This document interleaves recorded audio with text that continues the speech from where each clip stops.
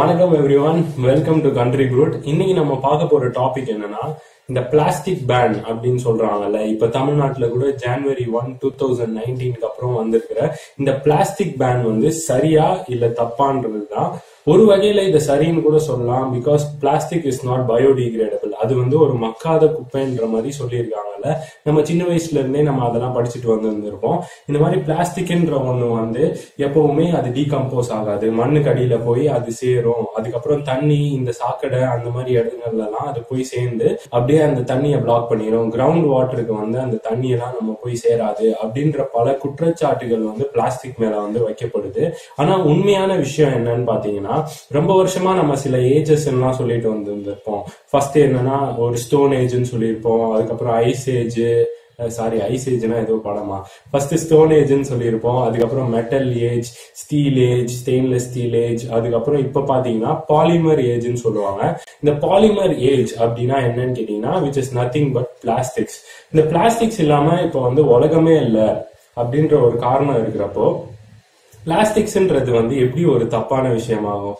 காலையில நம்ம எந்திரிக்கிறப்போ நம்ம பல்லு தேய்க்கிற brush is made of plastics. ஓட்டிட்டு போற காரு, பைக்கு, அது இல்லாம நம்ம யூஸ் பண்ற ஷூஸ், இந்த விகேசி பிரைடுன்ற ஒரு கம்பெனி எல்லாம் இருக்குல்ல, அது கூட அவங்க யூஸ் பண்ற சோல்ஸ் பாத்தீங்கன்னா பிளாஸ்டிக் தான். விச் இஸ் PUன்னு சொல்லுவாங்க. பாலியூரேத்தேன் சோல்ஸ் தான் அவங்க யூஸ் பண்றாங்க. சோ தட் நம்ம கம்ஃபர்டபுளா நம்ம வந்து நடக்கிறப்போ இருக்கணும்ன்ற காரணத்தினால இந்த பிளாஸ்டிக்ன்றது நம்மள சுத்தி முத்தி நிறைய இடத்துல இருக்கு. நம்ம யூஸ் பண்ற டப்பர் வேர் பாட்டிலா இருக்கட்டும், இல்ல அந்த கண்டெய்னர்ஸ், நம்ம சாப்பிடுற கண்டெய்னர்ஸா இருக்கட்டும், எல்லா இடத்துலயுமே பிளாஸ்டிக்ஸ் இருக்கு. இப்ப இது வந்து எப்படி ஒரு தப்பான விஷயமாகும்? பிளாஸ்டிக்ஸ்ன்றது தப்பு இல்ல, அது டீகம்போஸும் ஆகாது. அப்புறம் எப்படி நீ தப்பு இல்லைன்ற ஒரு விஷயத்தையே முன்வைக்கிற அப்படின்ற மாதிரி நீங்க என்ன பார்த்து கேட்கலாம். கரெக்ட் தான், பிளாஸ்டிக்ஸ்ன்றது மெஜாரிட்டி வந்து டீகிரேட் ஆகாது. ஆனா ஒரு சில பிளாஸ்டிக்ஸ் இருக்கு, பயோடிகிரேடபிள் பிளாஸ்டிக்ஸ்னு சொல்லுவாங்க. இந்த மைக்ரோப்ஸ் இல்ல தண்ணி படுறப்போ, இல்ல வெயில் படுறப்போ, வேற ஏதாச்சும் சரௌண்டிங்ஸ்ல அது இருந்துச்சுன்னா ஒரு டீகிரேட் ஆகக்கூடிய ஒரு பிளாஸ்டிக். சரி, நம்ம பிளாஸ்டிக்ஸ் வந்து எப்படி நம்ம எஃபெக்டிவா யூஸ் பண்ணலாம் அப்படின்னு கேட்டீங்கன்னா, நம்ம வந்து நம்மளோட டிசிப்ளின் தான் தவறே தவிர பிளாஸ்டிக்ஸ் மேல வந்து ஒரு குறையுமே வைக்க முடியாது. அந்த காலத்துல வந்து குடத்தெல்லாம் வந்து ஸ்டெயின்லெஸ் ஸ்டீல்ல தூக்கிட்டு போவாங்க. வச்சு இடுப்பு வலிக்க அவங்க தூக்கிட்டு போவாங்க. அவங்களுக்கே வேற ஸ்ட்ரெயினா இருக்கும், எவ்வளவு கஷ்டமா இருக்கும். இப்ப அதெல்லாம் போக இப்படி வந்து ஒரு பிளாஸ்டிக்ஸ் பக்கெட் வந்துருச்சு, ஒரு குடம் வந்துருச்சு அப்படின்ற மாதிரி இருக்கிறப்போ அது எப்படி ஒரு தப்பாகும்? நானும் 12th 10th எல்லாம் படிக்கும்போது பிளாஸ்டிக்ஸ்ன்றது இந்த உலகத்துக்கு தேவையே இல்லை, இது வந்து ஒரு தேவையில்லாத பொருள், இதை கொண்டு வந்து நம்ம நாட்டையே இந்த உலகத்தையே அழிக்க பாக்குறாங்க அப்படின்னு இருக்கப்போ, ஏன் அது வேர்ல்டு ஃபுல்லா யூஸ் பண்றாங்கன்ற ஒரு தேடல் வந்து எல்லாருக்குமே இருந்திருக்கும். ஆனா சரி, சொசைட்டி எல்லாம் சொல்றாங்களே, நம்மளும் அதை ஃபாலோ பண்ணி தானே இருக்கணும்ன்ற ஒரு காரணத்தினால நம்ம அந்த பக்கம் இல்ல அந்த டாபிக்கே போகாம இருந்திருப்போம். ஆக்சுவலா உண்மை என்னன்னா, நம்ம வந்து யூஸ் பண்ற விதத்துலதான் அது இருக்கு.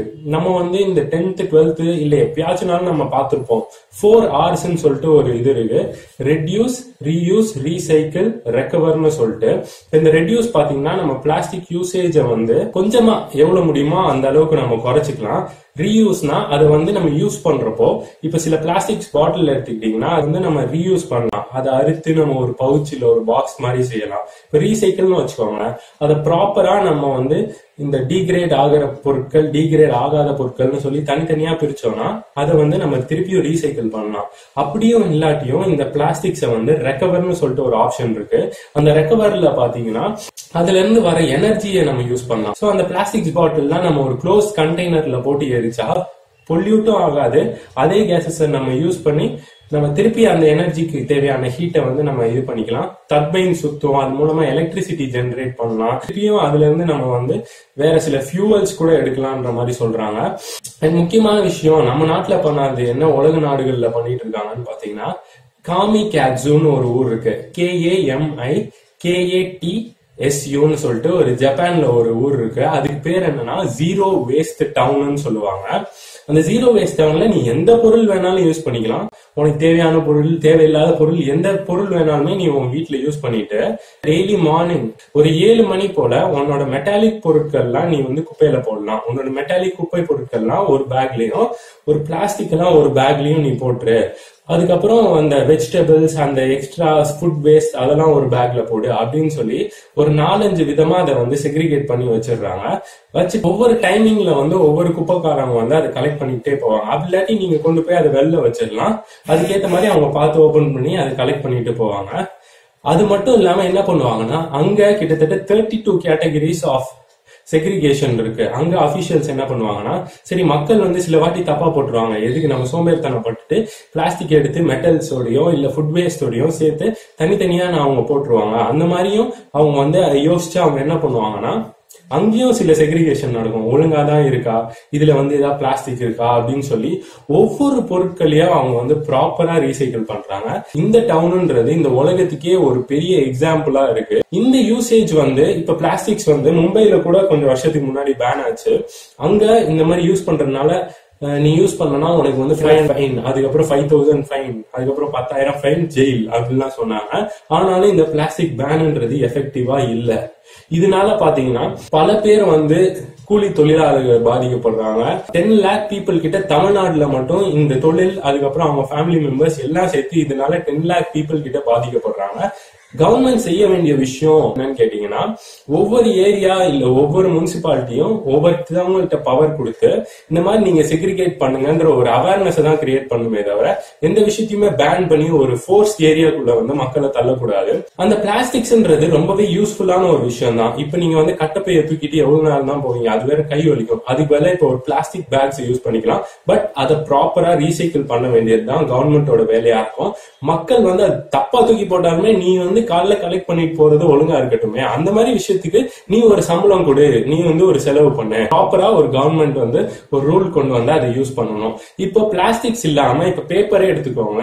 உங்களுக்கு நீங்க கடைக்கு வாங்க போறீங்க, ஒரு பேப்பர் பேக்ல வந்து வச்சு தராங்க. நீங்க அதை வந்து என்ன பண்ணுவீங்க, கொஞ்ச நாள் கழிச்சு யூஸ் பண்ணிட்டு அந்த பேப்பரை கசக்கி கீழே போட்டுருவீங்க.